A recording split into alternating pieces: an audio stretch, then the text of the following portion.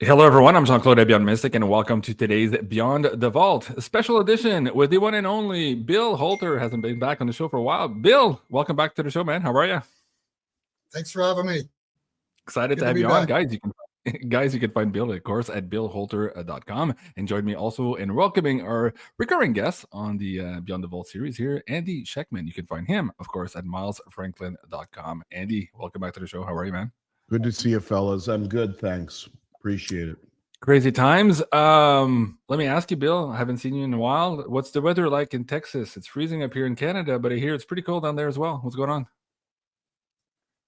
Yeah, it's 1 o'clock in the afternoon and it's 24 degrees out. That's really, really, really unusual. Right. Got down to about 18 last night. It was supposed to warm up, but I guess we're going to be frozen for 2 more days.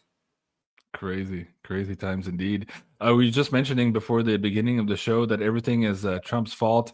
I thought that was kind of funny because here in Canada, we just had a plane crash in Toronto the other day on the tarmac, and everybody was blaming Trump. I'm like, well, the FAA doesn't operate here in Canada. What are you guys talking about? So yeah, there's a lot of Trump blaming all around, but he seems to be doing quite well with his voters, and he just suggested today that he might be giving a $5,000 dividend for all the money he's saving with Doge. What do you make of where Trump is going since the inauguration there, Bill? He's done a lot of good, and there's a few things that I'm really skeptical about. I mean, obviously, one thing that was really a bad look was coming out with those meme coins just before the inauguration. I mean, that's a bad look. He's also signed an executive order. Hey, he signed an executive order, an anti-Semitism executive order that if they expand it and anyone writes or speaks poorly of the Jewish state, you go to jail. So that I would definitely keep an eye on. Talking about revaluing the gold, it's not even $800 billion. So if they're going to revalue the gold, they might as well revalue gold and make it $10,000 an ounce. And now you got almost, you got what, 3.5 trillion. So by and large, I mean, I'm on board with what he's been doing, but there are some things that the mRNA shots, the AI is going to create for everyone individually. That's really bad. I mean, you're talking about the digital state there. So 95% good stuff and a few not, things I'm really skeptical of. Yeah, he just did a U-turn today on the COVID stuff, vaccine. They're looking at a ban on that. So that's fresh news from today. We'll see where that goes. Let me ask you on the border, since you're in Texas, I know you're not close to the border, but have you seen a big drop right now in illegal immigrants in Texas with everything that Trump and his administration has been doing here to secure that border? What's the difference now? I don't see any difference. I mean, I live way out in the country. We don't, in the small towns, you don't see, immigration problems.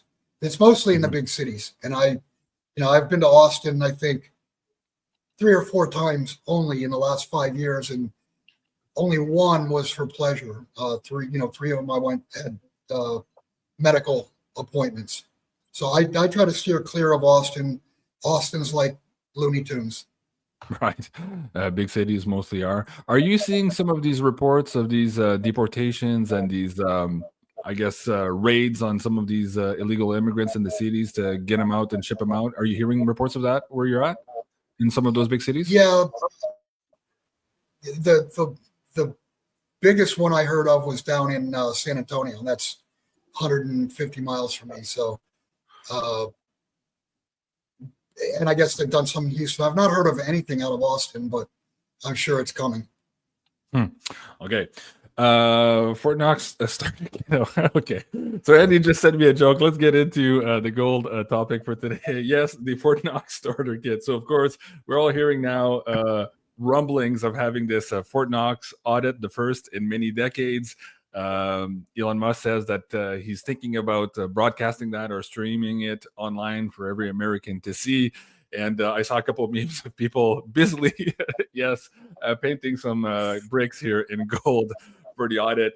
Let's start there, man. Is there still gold there? Did we just take Saddam Hussein's gold and Ukraine's gold to fill it back in? Is it empty? What's your first take before we get into all of this? Let me start with you, Bill.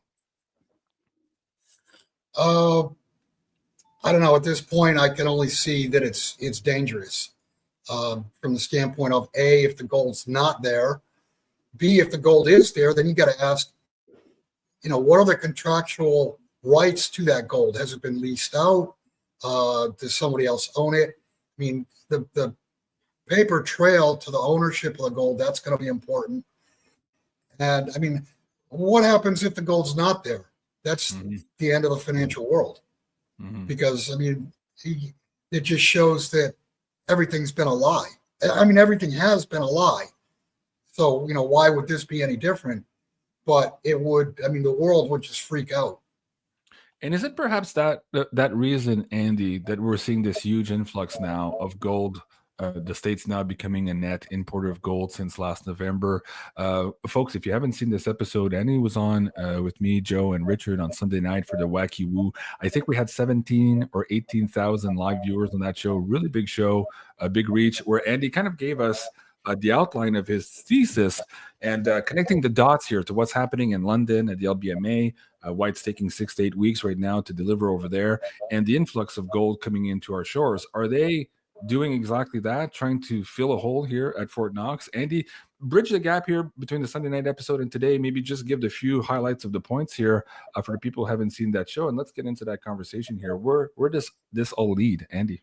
Yeah, I think they'd have a hard time filling the Fort Knox vault up because the bars that come out of London are 400 ounce, unless they're sent to Zurich first to be refined or melted down and refined into 4 100 ounce gold bars, which COMEX takes, that or kilo bars. But yeah, it's very startling that we have become net importers of gold. I mean, Bill will tell you, I don't know. Bill has a great grip on history.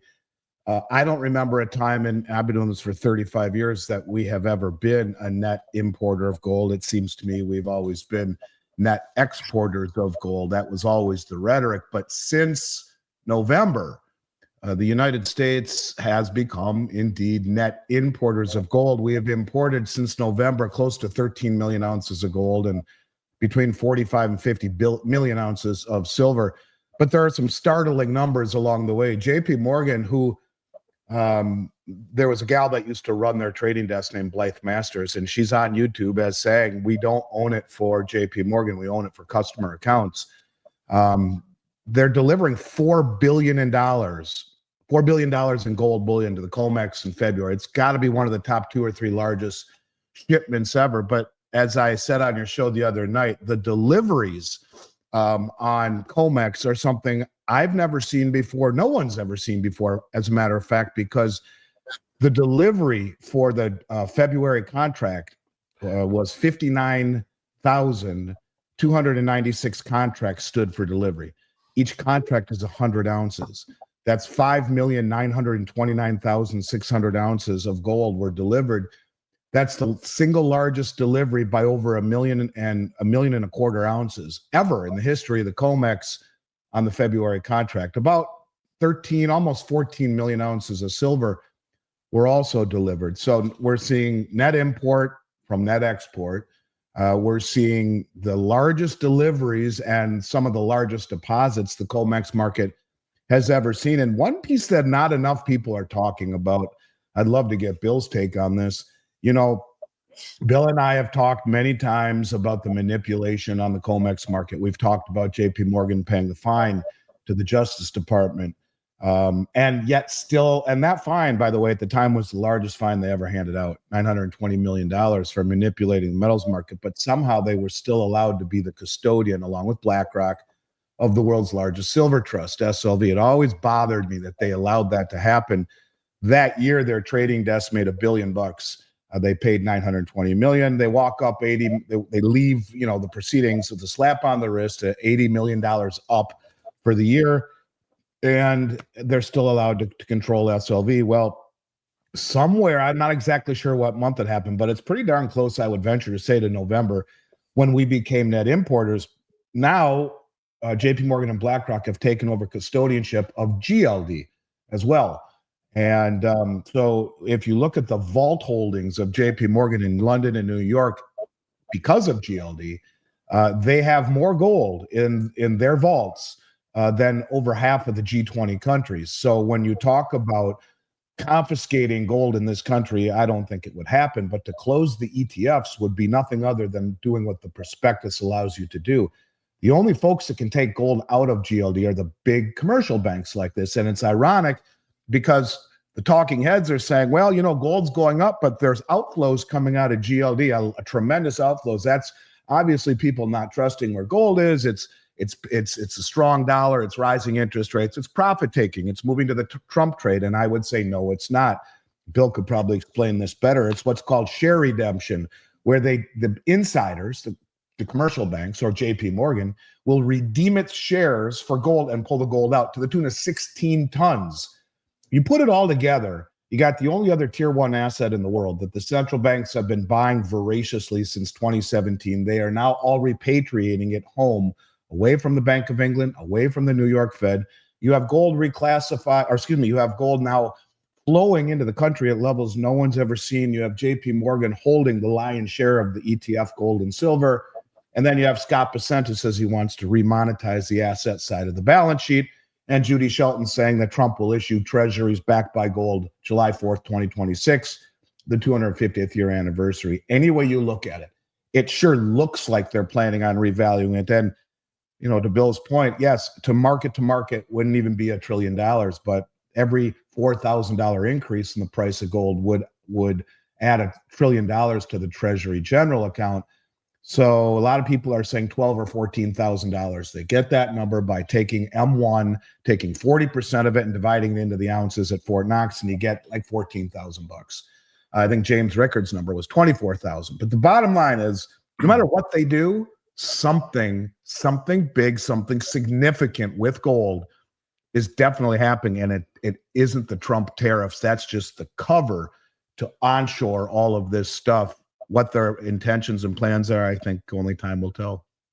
Okay, thank you for that, Andy. Two things to follow up on with you, Bill. First, your comments on the net importer for the USA, and also now JP Morgan being the GLD custodian, and then also you can redirect on the rest of Andy's exposition there. Go ahead. Yeah, I think the one thing we've not talked about is if you look at the lease rate on gold has exploded, and you don't get that. I mean, that's gold is it's either the most or the second most liquid asset on the planet. The competition, obviously, are treasury bonds. But to see lease rates explode, that tells you that there is tightness. There's not the gold available to meet the appetite. So I think, and the lease rates made a new high last night. If you look at, speaking about GLD, if you look at GLD, I think it costs almost, 6% now, or maybe higher, to borrow GLD shares. 12. We went to 12. 12. Right? So it's doubled. And I mean, that's typically is, in the 2-3% range. So to see something at 12%, what's that telling you? It's telling you there's tremendous demand to borrow the GLD shares, and there's not a lot of appetite to lend them. So I just, that's like backroom boiler room stuff, but it's definitely a tell when you see lease rates explode like that. Right. Also, Bill, on SLV, the shares to borrow have collapsed from 10 million to 10,000, a 99% reduction in a matter of a week or two. And SLV was at 0.5% to borrow. Now it's at 12. It's up 24 times in about 3 weeks. And what do you make, Andy, also of JP Morgan now being the custodian of GLD? It was funny because Jamie Dimon, just before the campaign, just before Trump won, was suddenly kind of on the Trump team. And a lot of the mainstream newscasters were looking at Jamie Morgan, Jamie Dimon, kind of like cockeyed, like, why are you supporting Trump all of a sudden? Do you think there's a deal in the back end somewhere here, too, where JP Morgan is now working with this administration for something that's just around the corner? What are your thoughts? Are you talking to me or Bill? Bill first. I would say if there's not some type of a deal in the background, then something's wrong. We'll leave it at that. He's a man of few words, and Yeah. he's very succinct, Yeah. and he's very right. I mean, there is talk right now. Now, again, you have a lot of people on who talk about things, and a lot of it is based factually. I'm going to say there's some rumor right now, two rumors that I have heard over and over and over again from fairly influential people. Rumor number one is that they're going after the Bank of England, they being the Trump administration and the Federal Reserve. They're in cahoots. It started when they changed from LIBOR to SOFR, and now that the LBMA is massively naked short. In silver, there's roughly 5 billion ounces of silver that is naked short. It's like 95% paper. So they're in big trouble there. And in gold, it's not quite that much, but it's the same type of setup.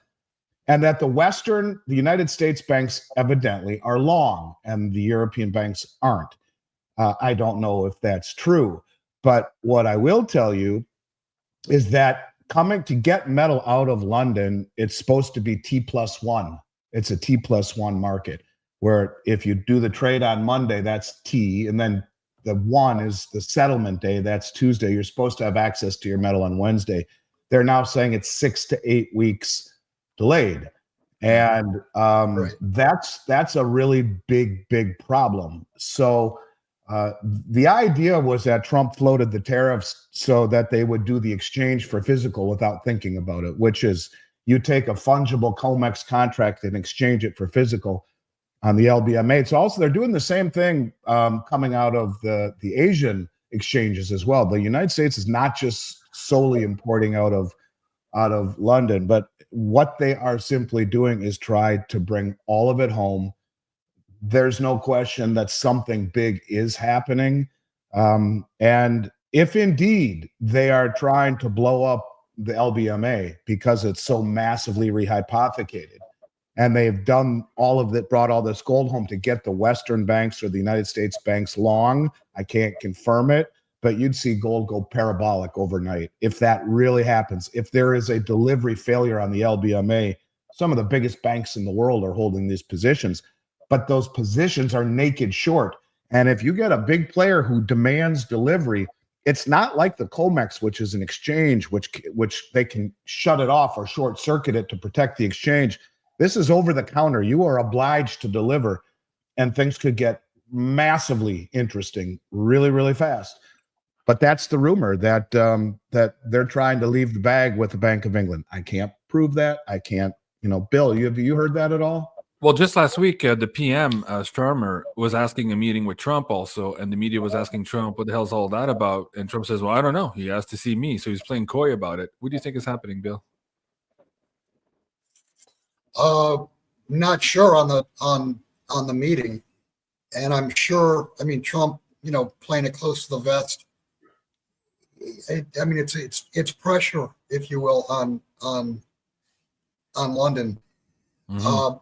I just want to say that, Andy, you and I, and you too, JC, we've done interviews for years and years, and we talked for many years about failure to deliver.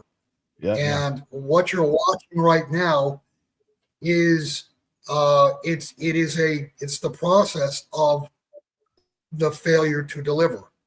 And once a delivery is failed literally anywhere, it's going to fail everywhere. Because what will happen is you'll get you'll get a classic gold rush. I mean, you tell a human being that they can't have something and they want it 10 times more than they did 5 minutes ago when they thought they could get it. Mm-hmm. So if gold fails to deliver, my thought process has always been that silver would fail first. And the month of March, we're going to find out about the silver deliveries because, this is after February, which was a huge, the biggest delivery month ever off of COMEX. Let's see what happens with silver. And it's my opinion that silver is the fuse that lights the nuclear weapon. Right. So we saw the shortages or the T+8, 6 to 8 weeks at the LBMA for gold. Chris Marcus was replying here too that because of that and the shortages there, people are turning now to silver bars, and that's creating a stress on that system as well. And we saw 2 banks last week also stop selling silver bars. I forget who they were. Andy, can you remind us of that and what's happening in the silver market right now? Yeah, I mean, it's the same thing in silver on the upper levels. And to Bill's point, like on the LBMA, they're trading 3 billion ounces a day on a 300 million ounce float. They say they trade 290 million, but they admit it's at least 10 times understated because they only post the final settlement numbers. With the 300 million ounce float, that means they're trading upwards ends of 2.9 billion ounces a day, which is 3.5 times annual global mine supply, and it's all paper. You're seeing banks or central banks rush to buy gold and silver rather, and there was a massive delivery in February for silver for almost 14 million ounces, and there was a big amount delivered in January as well. But Bill talks about the borrowing fees. When you have SLV, which is used to short the price, go from 0.5% to 12%. When you have the lease rates in London go way the hell up, when you have the delivery delays go way the hell up, and then you see the number of shares available on SLV drop by 99.9% in 2 weeks, something's going on, and it's not immune to gold at all. In fact, silver is gold on steroids. It's just that gold is more center stage because it's going to back something with the new system, whether it be the treasury market or whatnot. And I've always said for 4 years they're going to marry blockchain technology and gold. Well, what's Elon Musk saying? Let's put all of the debt on a blockchain, and they could do the same thing with, for the elections. They could put everything on a blockchain and to give it immutability and veracity. Well, it wouldn't be much harder to put the gold holdings and the stable coins that were issued off of it and all of this stuff for everyone to see, because we will need transparency. And that's what Zoltan Pozar said. We're at a system that will be about transparency, blockchain, and commodities, gold and silver. But I don't think silver will have its role like a bimetallic role like it used to be. Silver is not an industrial metal anymore. It's strategic. It's needed in industry, absolutely. But it's far deeper than that. And it's in far less supply and far more heavily manipulated. So, that's why Bill said he thought it would happen with silver first, and it still may. But if it happens with gold, you can bet your ass it's going to happen instantly with silver. Whichever one it happens to, it will lead the way to the others, because it's the same players doing the same thing in both. Well, in gold, silver, platinum, and palladium, all 4 of those metals have been held down by the Western banks. And you can't hold down the price when there's massive delivery delays. I mean, delivery options, delivery selections. No one ever stood for delivery. It was much easier to play with the price. Now that they're standing for delivery, you can't hide behind a manipulated price any longer. And some would argue that there's even more manipulation on the silver side than on the gold side, talking about all these rehypothecated contracts at 500 to 1 and perhaps even 1,000 to 1. Bill, what do you make of silver right now? What's happening in the background? Well, obviously the market's gotten tight. And it's really weird. Andy and JC, you both can testify to this. I've never seen so many retail sell orders. I think in the last 3 or 4 months, I've seen more sell orders than I've seen in my entire career. So it's really odd that the little guy is selling. And I think that's a function of money's drying up on the street. People need money. So they're liquidating gold, they're liquidating silver, basically in survival mode. To make ends meet. To make ends meet. Yeah. To make ends meet. Yeah. I mean, and I do think there are some people that, have liquidated to buy crypto, but I don't think that's the big thing. I think the big deal is that the economy has been nowhere near as strong as they've told us it's been. The income, and when an economy's weaker, the income is not generated. So there's less cash on the street. I mean, obviously, all of the COVID monies, that's dried up. The economy's definitely slower than what they've told us. And that is what's caused a lack of liquidity or a lack of cash flow. And the retail North American has been a seller. And I mean, you could never have told me this 5 years ago, that the price of gold would go from, basically $2,100 to close to $3,000, and you'd have North Americans selling. There was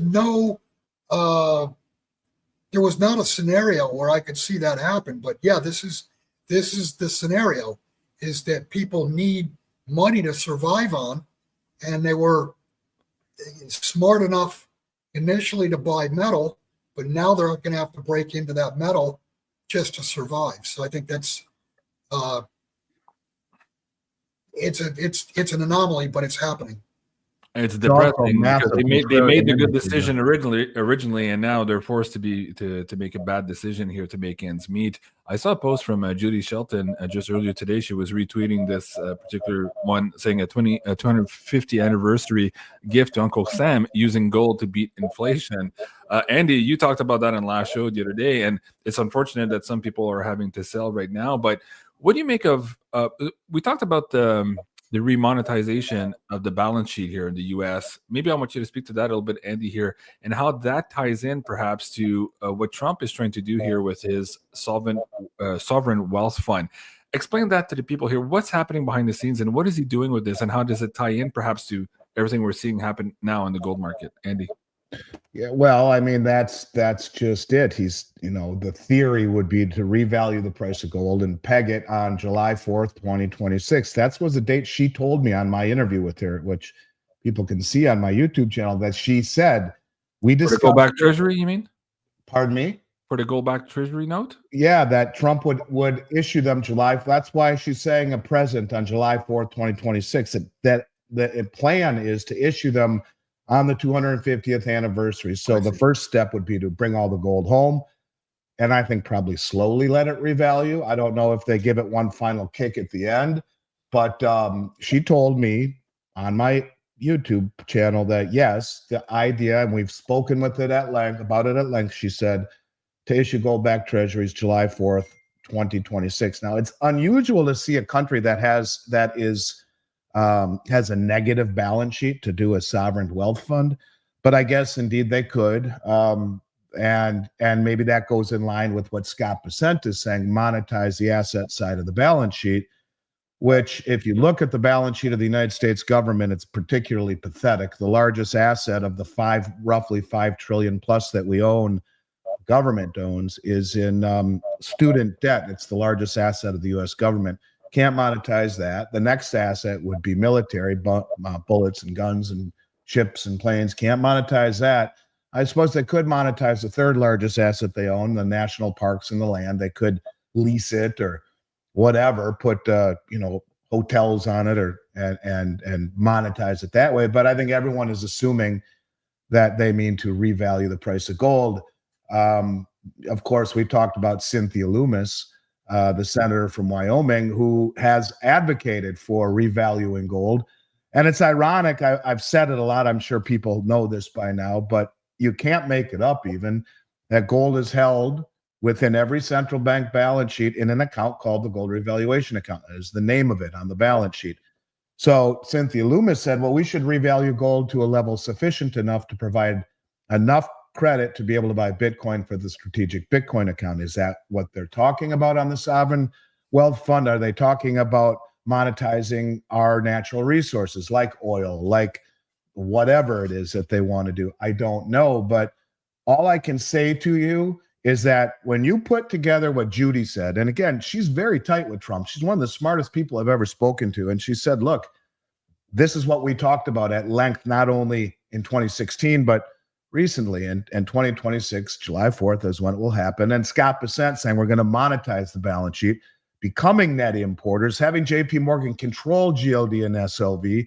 I mean, everything begins to add up. And then the last piece of the puzzle, or maybe it's the first piece, is that it's the only other tier one reserve asset in the world next to US Treasuries, which no one outside the United States seems to have any demand for any longer. So in order to inspire demand, you must be transparent, audit Fort Knox, put it all on the blockchain, and you must peg it to something that someone wants instead of trying to trust us again when we've proven we will weaponize it against you if you piss us off. And most likely we have to inflate. And one last piece, and maybe Bill can take this piece, is that we have no choice but to inflate and devalue the dollar. They just came out and said that by 2028, in 3 years, the United States government owes $28 trillion by 2028 in just the bonds that are maturing. We've already spent $800 billion this year, and it's only February. So it'll be another $2 trillion deficit or more. Doesn't take any of that into account. So in 3 years, if you take all the tax revenue we get, we'll be lucky to get 15 trillion and we owe 28. And that doesn't count for any other expenditures or the debt we're accumulating. So something significant must be done, like revaluing the gold out of the gold revaluation account, or doing something that will shock and awe, because other than that, we're in big trouble. As Bill always says, it's just mathematics. At this point, it's just math. Well, let's do the math. Bill, I want to ask you. So the last time you were on the show, we were talking about the BRICS unit, which they were proposing to back at 40% with gold. They didn't give us a price target on where gold would be at to make that happen. But here in this particular article, they're talking about 21,000 ounce per gold. I think Rickards, as you said, Andy was looking at $24,000 per ounce. And some of the math that Jim Sinclair was doing back in the day, this was like 2-3 years ago, based on what we have spent so far, he was looking at $90,000 per ounce of gold. Where do you see the math right now? What makes sense for you, Bill, given everything that's happening on the geopolitical front with the BRICS and also this gold backing here of this treasury note by 2026? Bill? Yeah, the easiest way to do the math is you just take the 8,300 tons that we supposedly have, and then you just divide that into the treasury debt of 37 trillion. And your number is going to be, I don't know, 135, 140,000 an ounce. That's the easiest math to do. But that assumes that we have the gold. It assumes that not only do we have the gold, but that gold is not encumbered some way with a lease contract or whatever. So, I mean, there's your math. As far as the U.S. Treasury, we've got $10 trillion coming due this year. Now, the thought is it'll all get rolled over, but what if it doesn't get rolled over? If it doesn't get rolled over, I mean, you're talking about a paper default cycle. So of that 28 trillion, 10 trillion of it is before January 1st, 2026.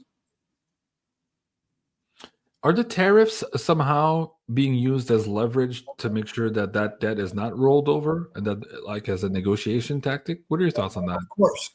Yeah. Yeah, of course. I mean, that's what what the tariffs are all about, is to give Trump negotiating leverage in every arena that he enters. Right. Now, you've just done the math on gold. Those are astronomical numbers. But then again, in my show with Andy, we were saying, well, why not? We have Bitcoin at that price right now, and just a number of years ago was pennies. So why wouldn't we see gold at $150,000 per ounce? But what do you make of silver? If we go that high for gold, where are we on the silver price? We don't know what the silver price is even right now. But what's your best guesstimate? My guess is you'll probably see, in relation to gold, a 30 to 40 gold to silver ratio, which means silver will well better than and possibly triple the performance of gold. in Right. purchasing power. So silver being gold on steroids, as you guys have been saying for many Right. years, it seems to be playing out that way. Wow. Okay. Yeah. Anything else on your radar right now in terms of the markets, demand, sentiment? Premiums are still low. It's so fucking weird to see as we're seeing these prices right now. You're saying also people are selling just to make ends meet. What's on your radar right now? What do you think is happening? Let's just map it out for March. Let's not go too far, but what happens in the next 6 weeks here? Let me start with you, Bill.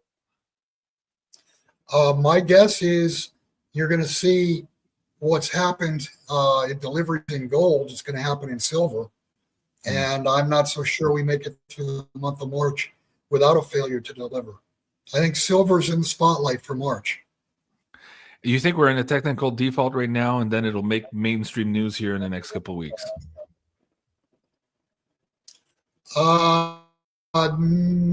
No. I mean, when you say technical, are you talking about for delivery, right? You're not talking about the solvency. I'm talking about the 6 to 8 week. I'm Because, talking about the T plus 6 to 8 weeks right now. Is that a technical default for gold? it is a technical default, but somebody has to call them on it. Right. Somebody has to jump up and down and start suing. Now, Right. if that happens, you could see the wheels fall off the thing pretty quickly. But again, I think the big story for March is going to be silver. And I think it'll be more difficult for them to get through the silver deliveries than the problems they've had with the gold deliveries. I mean, gold is going to be a problem, but I think silver is going to be a problem much, much bigger. Andy, do you concur with silver next 6 Yeah, weeks? I do. And the only other thing I'd add to what he says is that if this happens, you're talking a systemic chain event that brings down a good portion of some of the biggest banks in the world, because all of the banks who have these short positions on the LBMA, you're talking, massive positions. This is not something for the faint of heart to be playing in these markets. So if you did see a failure to deliver, it's coming from a European or North American commercial bank, bullion bank, Citibank, JP Morgan, Standard Chartered, Deutsche Bank, HSBC, UBS, take your pick. One of those is, and a lot of people for a long time, like Gregory Mannarino, have been saying it's Bank of America that's in the crosshairs. Maybe that's why Buffett's been selling, and they're getting all the bad press. And Ted Butler, God rest his soul, before he died, said that he believed they were the big short. Took it over for JP Morgan and had over 1 billion ounces short in the OTC market, which would be London, in silver, and about 40 million ounces short in gold. These banks have I think for a long time enjoyed free money cash flow, able to suppress the price because no one stood for delivery. But now it's not only becoming obvious what the BRICS countries knew, and that is, it is the Achilles heel. And there are a lot of traders who are sophisticated and motivated and coordinated and realize there's blood in the water. And by standing for delivery, things could get really interesting really fast, not just in precious metals, but the corollary and systemic nature of all of these banks and the derivatives that they have. I don't know the number, of quadrillion dollars in derivatives. And this is why you had to see things like Credit Suisse be bailed out by UBS. It was too big to fail. One of these European banks like Standard Chartered or Deutsche Bank, which have very shaky balance sheets, who knows what happens if that were to happen. So yes, it could happen. And if it does, it'll be much bigger than just a silver failure. Wow. We're in for some crazy times. Andy, yeah, go ahead, Bill. Go ahead. Yeah, let me chime in on that, because that's like, a view from 30,000 feet. If there is a failure to deliver, if there is a major bank that goes under, literally within 72 hours, I don't think markets all over the world will open. Yeah. I've said this for years, that a failure to deliver, and let's say let's say it's silver or gold, it doesn't matter, like Andy said, it'll immediately bleed over to the other one. But what that does is that's going to destroy all confidence and all trust that that the contract you have is worth anything. I mean, Jim used to say, what's the value of a contract that can't perform? And the answer is zero. You get a failure to deliver, you're not going to be looking a week and a half, 2 weeks, 3 weeks out, looking back at it and go, oh man, this is going to take everything down. All financial institutions, including some central banks. If you remember back in 2008, 2009, the central banks rode in to save the system. Now the question is, who's going to come in and save the central banks? And this has gotten so much bigger than it was in 2008. Nothing was fixed, and they doubled down and doubled down and doubled down. And here we are with exactly the same problems, only, 20, 30 times bigger than what they were back then. And I would just say within 72 hours, your quality of life or your lifestyle, your life is going to change. Yeah, absolutely. Well said. Thank you, Bill. As dreary as that is, that's why we have insurance. And Andy, let's talk about the insurance. You have these beautiful St. Gaudens that you put up the other day for the site, as well as the new 149 over spot for the junk silver. Why are these so popular right now? And why is it so crazy that the premiums are low on this? Explain that to the audience. Well, we have a lot of certified St. Gaudens and $20 liberties as well. Markets swing in kind of like a pendulum, and in 2008 and 9, premium on all of the numismatics were so high that I flew all around North America buying them back from people and selling them to the auction galleries like Stax and Heritage and Spectrum, and they were all paying massive premiums, 60, 70, 80% for as many as I would sell them. And so I would say to people, look, this is an anomaly. You need to sell your numismatics to me. I'll sell it to the auction galleries, and I'll give you 70, 80, 90% more gold in the form of gold eagles. I got a client, let's say, who's got 500 of the 63 grade St. Gaudens that he probably paid 15% above a gold eagle for years before. And I said, I'll bring you, for those 500, I'll bring you 850 gold eagles. You got to do this. And it was probably the best call I ever made in my career. Became Diamond Elite, flew all around the country for almost 2 years doing this. And probably the best trade I ever offered my clients. This is just as stupid to the other side as the pendulum went back through fair value. Now, you've never heard me mention numismatic coins on anything we've done over the years, JC, because the premiums are too high. Yeah. But now there is zero opportunity cost. In essence, you're not really paying any of the collector value that you have for the last 35 years in my career. To me, they're my favorite coins you could ever own. Like, this is one of them right here. And I would love to, if I had no choice, if I had a choice and this is all I had to own or buy, I would, but not over the last several years when the premiums were too high and the world was going to shit. And it was about having ounces of gold. Well, here you're getting as many ounces of gold in a form that is 100+ years old, that has benefits relating to upside potential and confiscation and dealer reporting. And it's a piece of Americana, and you're paying in many cases less than you are for a gold eagle. When I tell you that in 35 years, I've never seen that ever. Never. To me, it's one of these deals that if I didn't tell people about it, I'd be foolish, because I don't know. It's just an opportunity that in my entire career I've never seen. I've had people that have been trading gold eagles into MS63, St. Gaudens, 62, 20 liberties straight up. I would have paid you $700 premium over $1,000 gold price for a 63 grade St. Gaudens in 2007, 8, and 9.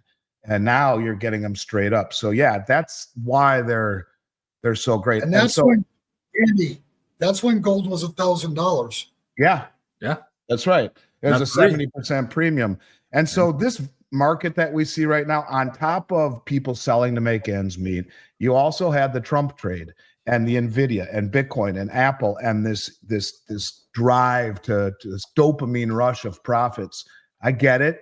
It's great when you're making that kind of wealth, but Richard Russell, who had meant a lot to me in my career, said if you make 7% a year, you are a rock star at the end. You're a Hall of Fame investor if you make 7% a year. And that's not cool anymore. The 45% gain we saw in gold, over the last year, that's not cool. That's not, 3-4 digit appreciation in 6 days. So what has happened is that there's been a lot of people selling and moving into the Trump trade, into this risk on trade. All of this plus the inauguration and the election, where after 4 years of living through bizarro world, people are ecstatic to see some semblance of rational, normal behavior and action, fast action. And so people have been sitting. You add into it the 2025 allocations, and this is kind of the piece that Bill and I were talking about the other night. The 2025 allocations are no small deal.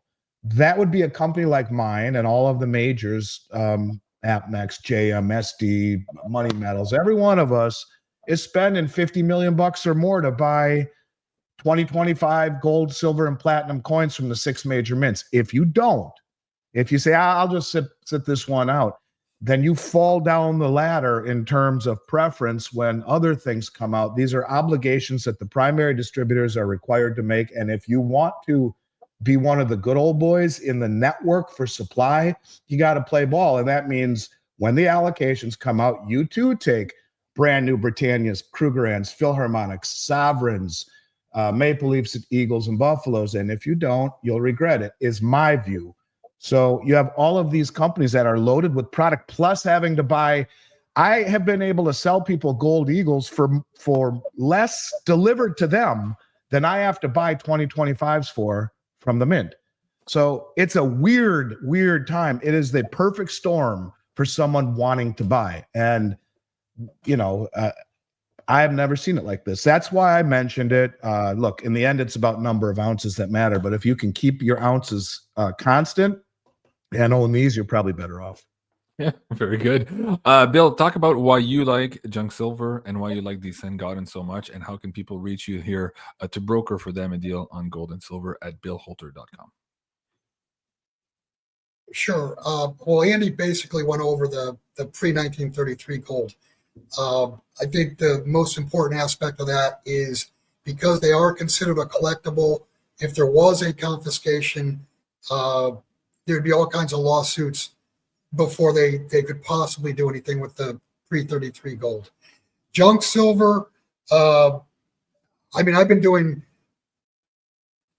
probably, other than in retirement accounts, I've been doing almost exclusively junk silver now for 6 or 7 years.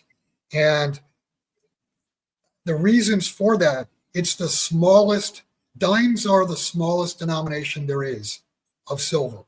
And when the shithouse comes down, people are going to want the smallest denomination. If you're running around with a 1 ounce bar or an eagle or whatever, you got 14 transactions with dimes versus one with a 1 ounce product. Then you have dimes and quarters are recognizable. They really can't be counterfeited.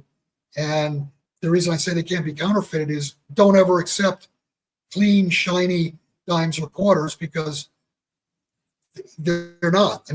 They circulated for years and years, and they better be scruffy. So they can't be counterfeited. They're readily recognizable. They're U.S. mint lineage, and they're the smallest denomination.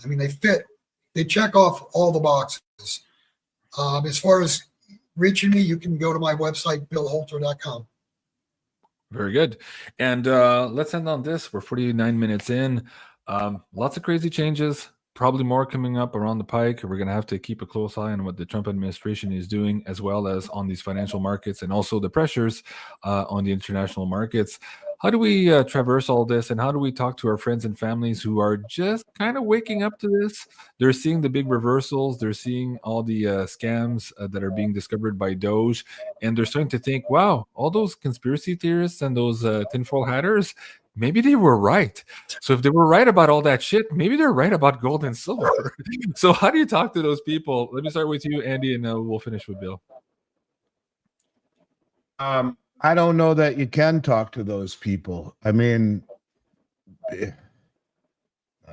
Bill will tell you having these feelings is a lonely existence in most cases. Most people don't want to hear it.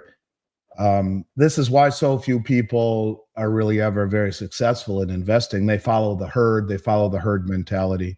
It's a noble endeavor to want to help your friends and family. You would think by now they would notice, but you still have a lot of people who are, even those that are very well read, just reading the wrong shit, and they're not able to accept the reality. I guess to me, when I'm talking to someone where I know it's an uphill battle, I'll be put in a position maybe in a group setting, and I know this person is let's say very liberal, very much about the system, and I would just focus on mathematics. I'd say, a trillion seconds ago was 31,688 years ago. Here are the realities. Here's the amount of debt we're creating. Here's the amount of debt that we have to cover. There's a massive shortfall. We don't have manufacturing. I mean, I would try to say things in a very factual way, but the truth of the matter is that I think you can only save the world one person at a time, starting with yourself and your immediate family. And, try, but as someone who's owned a metals company for 35 years, my record, I'd be under the Mendoza line. If you baseball players know what that means batting under 200. So 2 out of 10 that you try and convert might listen to you. You have to be ready, I think, to listen and have an open mind. So noble indeed, very difficult. I just choose not to do it anymore. People know what I do. If they approach me, I will be an open book. But Bill would do it in a much more crazy way than I would, right? I'm Minnesota nice. Bill is much more direct and in your face. And Bill, how would you do it, Bill? No, say that's not so. Yeah. It's so, Billy. It's so, my man. Very simple.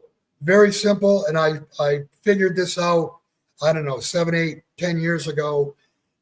When I'm talking to people about gold or silver, the first question I ask is, do you think the U.S. government's bankrupt?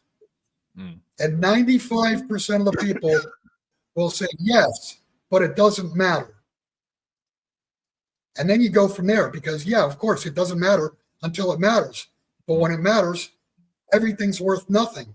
And gold and silver are the only two monies on the planet that cannot bankrupt in a world that is bankrupting. Yeah, no counterparty risk.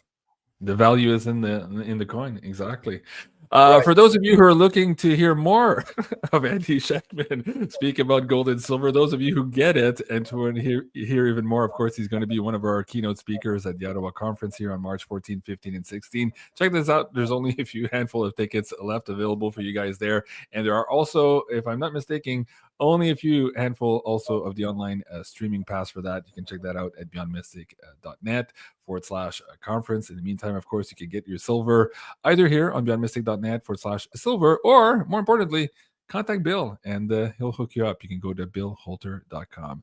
Gentlemen, thank you so much for being on the show here today. I really appreciate both of your expertise, your knowledge, and your forthrightness, I guess is the word, with your audience members. We really appreciate it. And guys, please stay tuned again. I'll be back tonight at 8 o'clock Eastern for the next edition of the Beyond the News. This was the Beyond the Vault special edition. Love you guys. Have a great day, and we'll see you soon. Au revoir.